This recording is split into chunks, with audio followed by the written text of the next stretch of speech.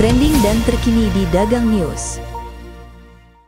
Malaysia Property Expo atau MAPEX Perak 2025 kembali sebagai expo hartanah terbesar di negeri ini, menawarkan lebih 6,200 unit kediaman dan komersial dengan nilai pembangunan kasar mencecah 3.2 bilion ringgit.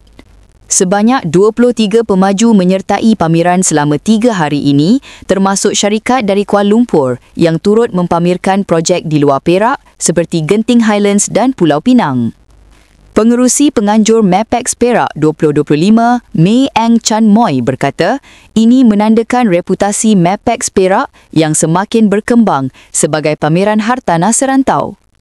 Daripada rumah mampu milik hingga banglo bernilai lebih 1 juta ringgit, pelbagai pilihan ditawarkan untuk memenuhi keperluan semua lapisan masyarakat.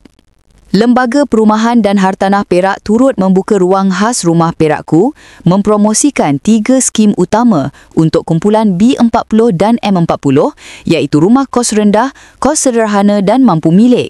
Dengan julat harga antara RM90,000 hingga RM250,000, inisiatif ini membuka peluang pemilikan rumah kepada lebih ramai rakyat negari Perak.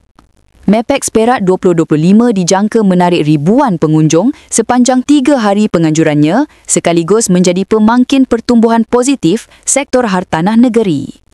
MAPEX Perak 2025, destinasi terbaik untuk merealisasikan impian memiliki kediaman idaman.